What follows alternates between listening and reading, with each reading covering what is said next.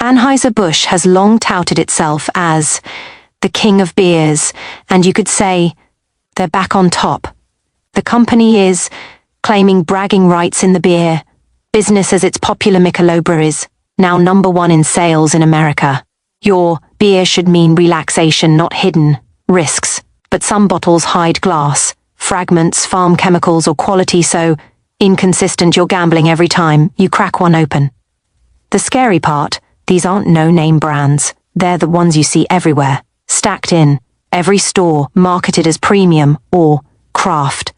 And most drinkers have no idea. For people with digestive issues, anyone on blood thinners, or parents with kids. Nearby, one invisible problem can turn a quiet night into something serious. Today, 7 beer brands to avoid. Stick around till the end because we'll show you exactly how to choose one that's actually safe. Coming in at #1, Michelob Ultra. Sleek can fitness ads, 0 flavor inside. For years, Michelob Ultra has looked like the healthy choice, silver packaging, active lifestyles in every commercial. A beer designed to make you feel lighter before you even open it. But pop the tab and the truth hits fast. For years, drinkers have reported the same thing. Bland, metallic, hollow. It doesn't taste like beer. It tastes like the idea of beer. Raise the can and there's almost no aroma. Maybe a faint cereal trace that vanishes instantly. The first sip is ice, cold, and that's the point. The chill hides what's missing.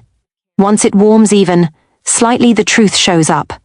Thin mouth, feel like mineral water. Flavor that breaks apart before it forms. A metallic flicker at the back of your tongue. The finish is so short and empty it feels like the beer never arrived. Have you noticed that metallic aftertaste? Did you think it was just you? Online, threads repeat the same phrases thousands of times. No flavor. Like sparkling water with a metal spoon. Engineered, not brewed. It used to taste better.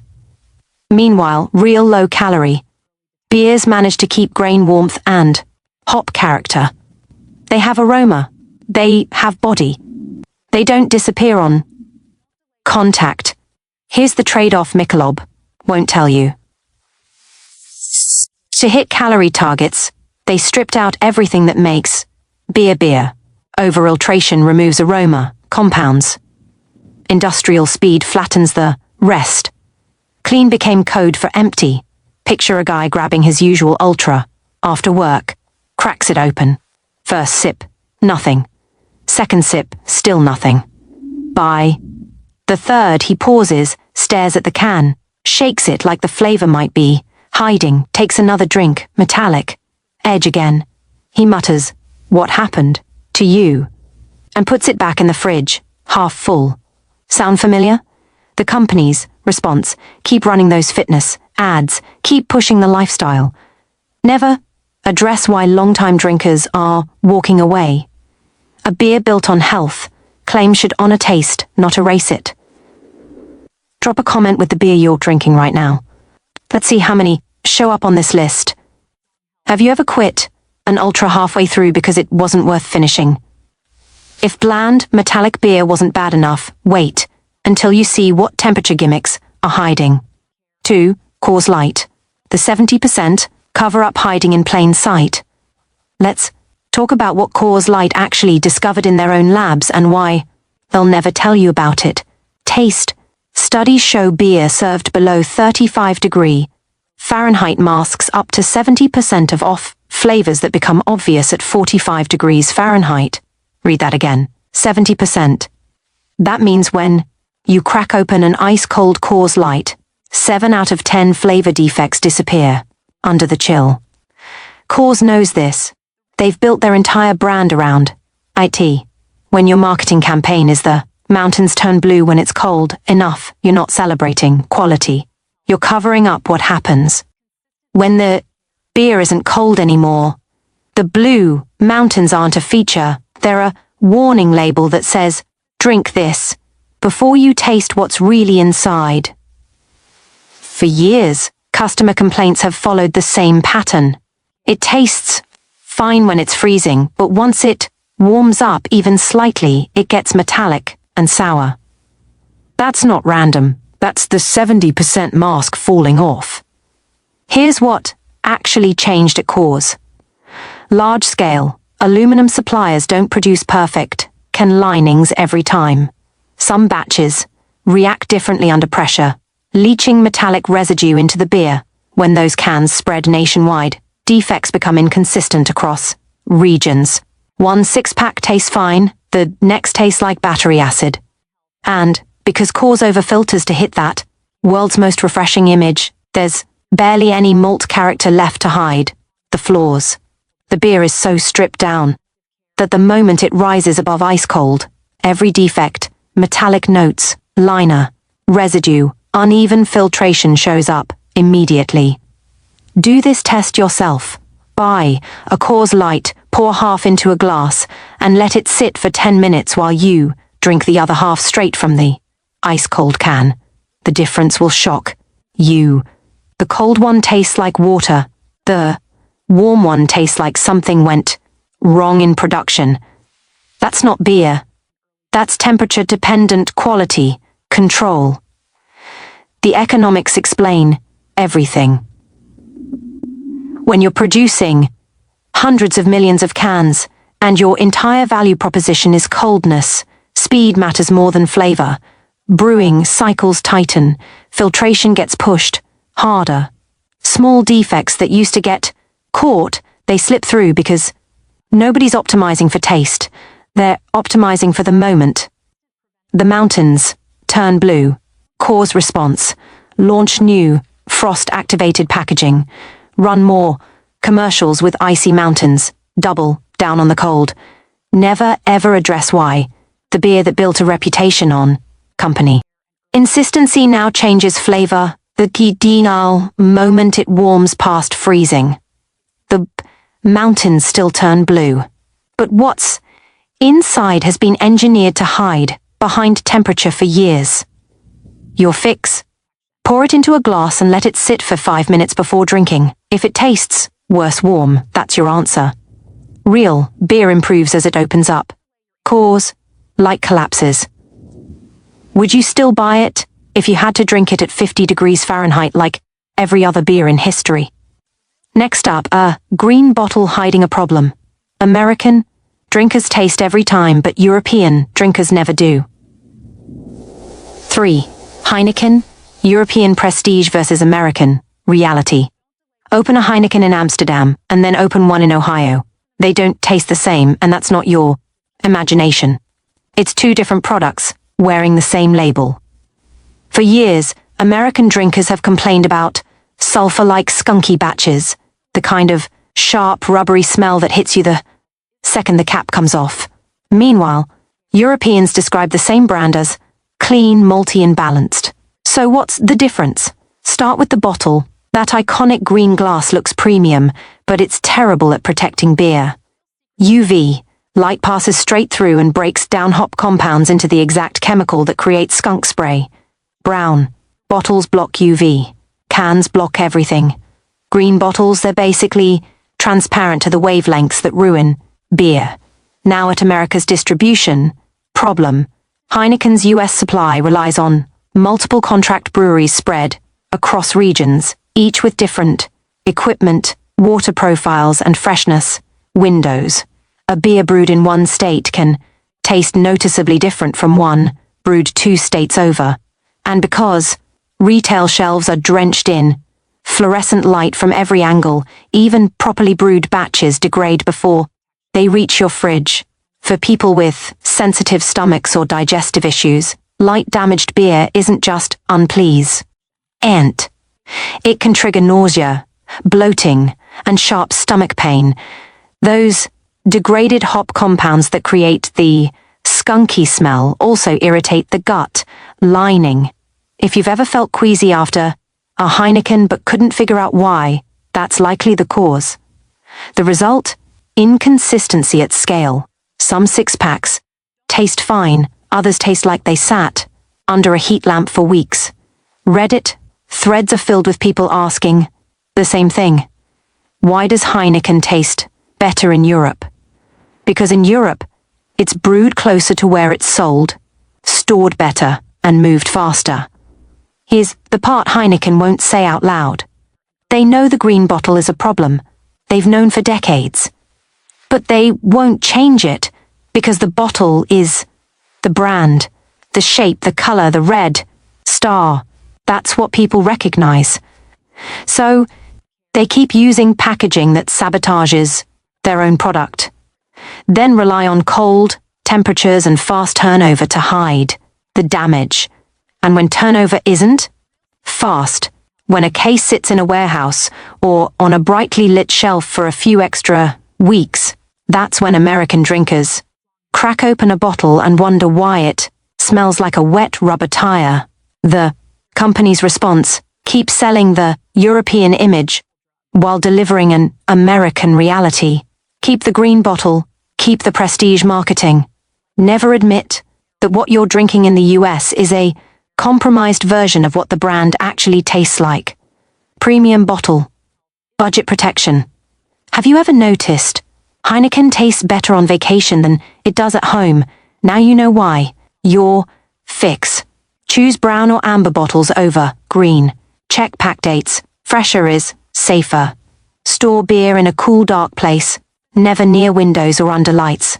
Next, a dark beer with an invisible danger that has nothing to do with what's inside and everything to do with what's holding it. 4. Newcastle Brown Ale. The danger you'd never see coming. Picture this. Friday night. You grab a Newcastle from the fridge. Pop the cap, pour it into a glass. The dark amber, liquid swirls, foam rises, bubbles, dance. You take a sip. And somewhere in that sip, a fragment of glass smaller than a grain of rice slides past your tongue. You don't feel it. You don't taste it. The beer is dark enough that you'd never see it. Even if you held the glass up to the light, it's already in your throat before you realize anything happened. That's not a horror story. That's what happened to batches of Newcastle Brown Ale. In early 2025, internal safety checks found certain production runs could shed small glass fragments into the beer. Not visible chunks, not obvious breaks, micro fractures in the bottle that released tiny, razor-sharp pieces directly into the liquid. And here's the part that should terrify you. This wasn't caught by customer complaints.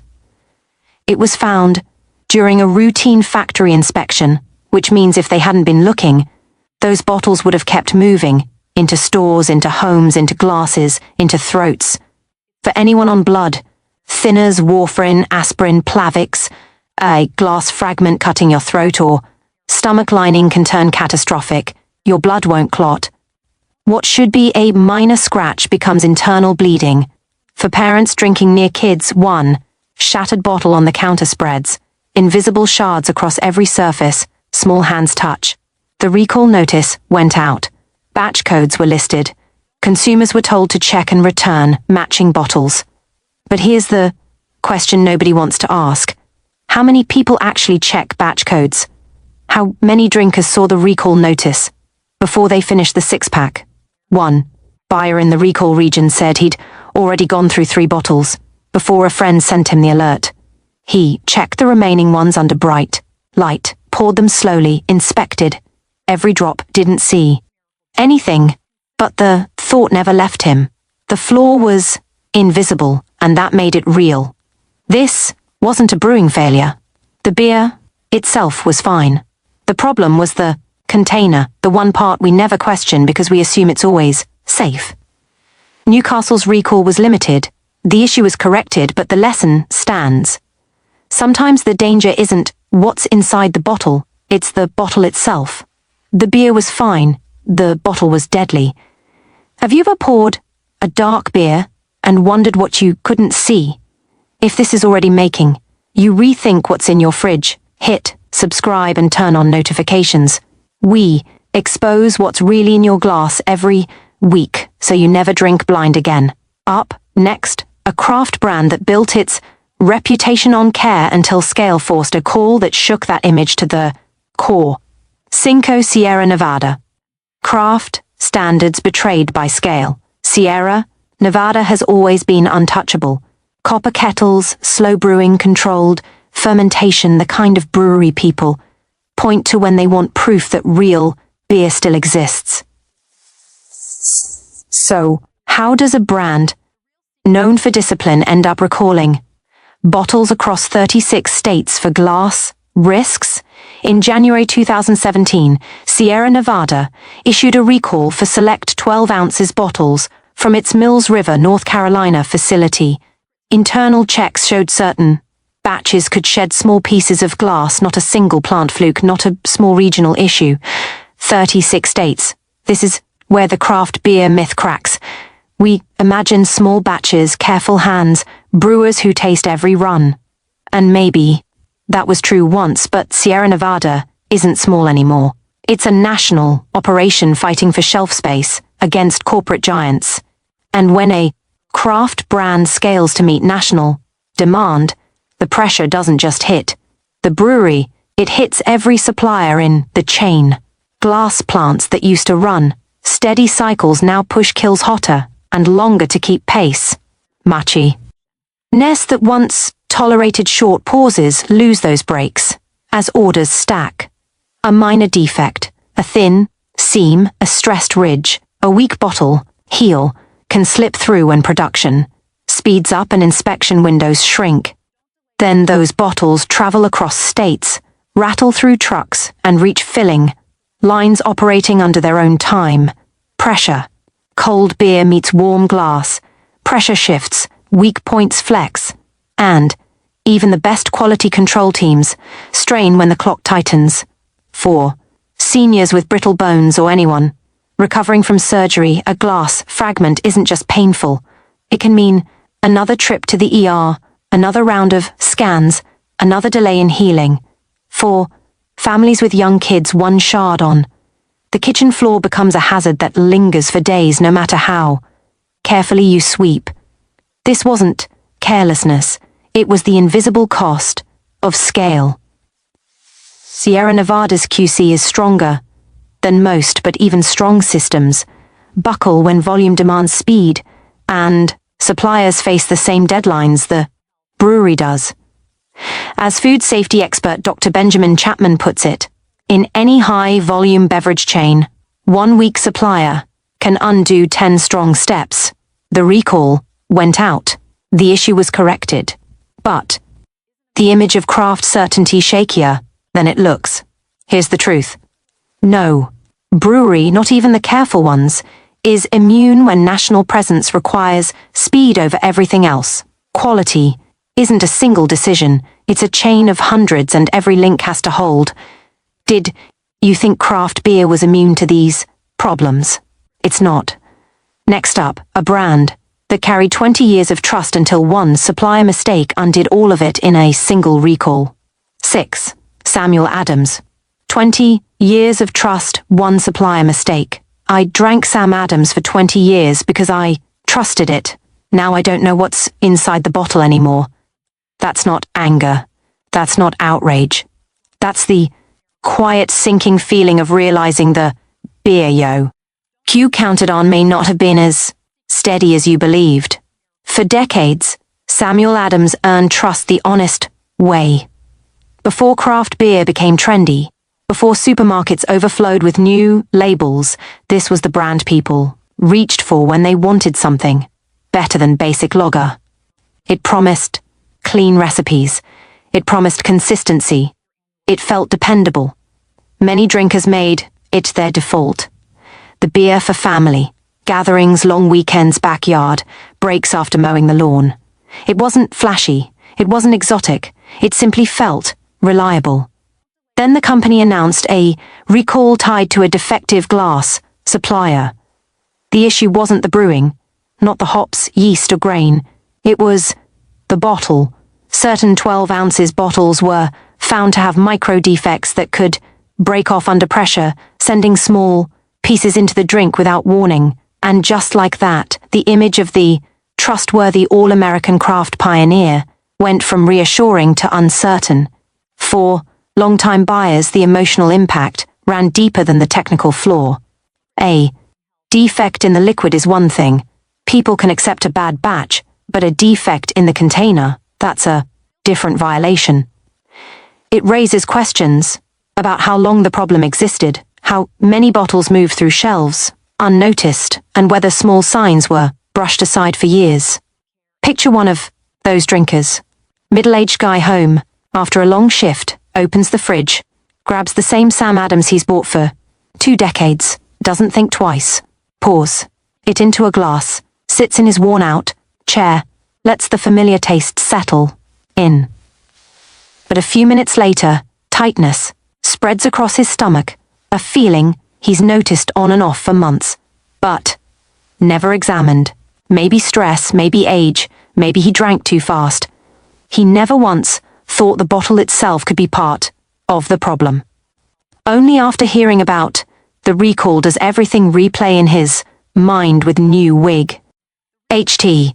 This is what brands rarely see but consumers feel deeply. When trust shakes, it doesn't explode like a scandal. It spreads slowly like doubt creeping into routine. You start looking at the bottle a second longer, checking the cap, the neck, the label code, wondering if the thing you thought was safe might have been silently changing. And once that feeling sets in, loyalty doesn't disappear, it erodes. The systemic reality makes it worse. Samuel Adams is no longer regional craft. It's a national engine. Volume matters. Glass. Plants supply multiple regions at once. One defect can travel through warehouses, trucks, and stores long before the brewery realizes anything's wrong. That's the cost of scale. The further a brand reaches, the more it depends on long chains of partners, and every link introduces risk. 20 years of loyalty, one bottle destroyed it. Have you ever questioned a brand you trusted for years after one mistake? That doubt doesn't just go away. Next, the worst offender on this list. A beer hiding 2 problems at once and neither one is on the label. 7. Corona Extra. Premium. Price double threat. Corona Extra cost you $10 to $12 for a 6-pack. Compare that to domestic lagers at $6 to $8. You're paying 40% more. That's the deal. You pay import prices for that clear bottle, that image of beaches and lime, wedges, that feeling of something lighter and cleaner. But let's talk about what you're actually paying for. In multiple recall events, Corona batches were flagged for small glass particles, not a one-time issue. Multiple instances where the clear bottle, the signature feature that's supposed to show purity, became this container that hid fragments you'd never see until they were in your mouth. That's problem 1. Problem 2.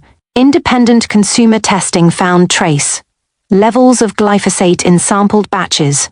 That's the same farm chemical used heavily in grain production, the herbicide at the center of thousands of cancer lawsuits. The levels weren't high enough to break regulatory limits, but they shattered the illusion that a light, mild beer automatically means a safe one. So let's do the math. You're paying $10 plus for a 6-pack that's had glass contamination issues and carries traces of a chemical you wouldn't want in your drinking water, a comparable domestic lager without recalls. $7. Where exactly are you getting value for people with autoimmune conditions or anyone undergoing cancer treatment? Glyphosate exposure, even in trace amounts, directly contradicts what doctors recommend for families with young kids whose bodies can't process toxins as efficiently as adults. Those trace levels accumulate faster than they metabolize. Here's the other cost nobody talks about. Corona's clear bottle leaves the beer completely exposed to light. UV rays break down hop compounds and create off flavors and chemical reactions that can irritate sensitive stomachs. So, even when the beer isn't contaminated, the packaging itself degrades what's inside faster than brown bottles or cans ever would. You're paying 40% more for worse protection. Corona's marketing leans hard on simplicity, beaches, bright skies, a quiet moment. But the reality is complicated. Clear glass damages the beer. Grain treated with herbicides introduces residue. Recalls tied to glass particles prove even the container is a risk. The company's response: keep selling the image, keep charging the premium. Never address why independent testing keeps finding what shouldn't be there. You paid for the beach, you got the chemicals. Premium pricing should buy you premium quality and safety. With Corona, you're paying more and getting less of both. Have you ever paid $10 for a Corona 6-pack thinking you were choosing something better? What will you actually be? Ying your fix. Skip clear. Bottles entirely. Compare prices. If you're paying 40% more, make sure you're getting 40% better quality. Read ingredient lists. If glyphosate concerns you, choose organic certified beers. After 7 troubled brands, one truth rises to the surface. Good beer isn't an accident. It follows patterns. Quiet, consistent, reliable patterns. And once you recognize them, you'll never pick a bottle the same way again. Every disappointing beer we covered failed in predictable ways. Light damage, stripped, formulas, sloppy filtration, unstable, storage, shortcuts hidden under premium marketing. But here's the secret. Those same patterns flipped around are exactly what point you toward beers worth drinking. Start with the packaging. Glass bottles aren't equal. Brown and amber bottles protect beer from light, keeping hops from breaking into that sulfur-like skunk smell. Green and clear. Bottles offer almost no defense. Cans are even better, blocking every ray of light and keeping flavor intact. If you see beer stored under bright store lamps or near windows, skip it. Light doesn't care what brand it hits. It just ruins flavor. Good beer depends on darkness. Check freshness. Real breweries print pack dates because they want you to know how close the beer is to its best moment. Poor quality brands rely on vague best before stamps or coded numbers you can't decipher. Simple rule, most lagers and ALS taste best within 3 to 4 months of packaging. Once you know this window, you stop guessing. You stop reaching for dusty 6-packs with faded labels. Read the ingredients like a human, not a chemist. Real beer needs 4 things: water, barley or wheat, hops and yeast. When you start seeing natural flavor, corn syrup blend, or adjunct grains, you're staring at shortcuts. They lower cost, but they also lower flavor. If the ingredient list feels like it belongs on a snack package, put it back. Good beer doesn't hide behind vocabulary. Trust your senses, but learn what good signs feel like. Good beer has an aroma that exists and lasts. It doesn't vanish the moment the chill fades. The texture isn't watery or metallic. Bitterness settles instead of jabbing your tongue. The finish feels clean and whole, not chemical or hollow. Those are clues you can rely on even before you know the brewery story. Price doesn't always mean quality.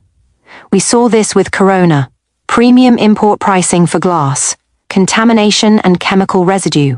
Meanwhile, some mid-range craft lagers, made in brown bottles with fresh dates, offer better flavor and safety for $7 a 6-pack.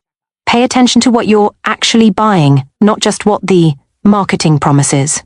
Once you put this together, something shifts. You stop drinking out of habit. You stop choosing based on what your friends grab or what commercial you saw last. You start choosing based on honesty, the kind you can smell, sip, and feel. Good beer isn't necessarily fancy, rare, or expensive. It's transparent. It respects the drinker enough to protect the process from grain to glass. And when you know what to look for, you're not just avoiding the bad ones anymore. You're choosing flavor, craft, and truth every single time. Have you been choosing beer based on the label or the actual quality inside? What will you check first next time you're in the aisle? And there you have it. From hollow marketing to hidden glass, fragments, from premium pricing hiding, farm chemicals to craft standards, cracking under pressure, we've pulled back the curtain on what's really in some of the most recognized beer brands. The truth is, not all beer is created equal. Some bottles look premium on the outside, but behind that label lies inconsistent quality, contamination, risks and shortcuts that put your health and your wallet at risk. The good news: now you know what to look for. Brown or amber bottles, fresh dates, simple ingredients, brands that protect their beer from grain to glass instead of just protecting their image. Your beer choice doesn't have to be a gamble. It can be informed, intentional, safe. Drop a comment: the worst beer experience you've ever had. What brand let you down? Share this video with someone who needs to see it, and subscribe so you never miss another breakdown that helps you choose smarter. Thanks for watching. Stay sharp, stay informed, and choose your beer like it matters, because it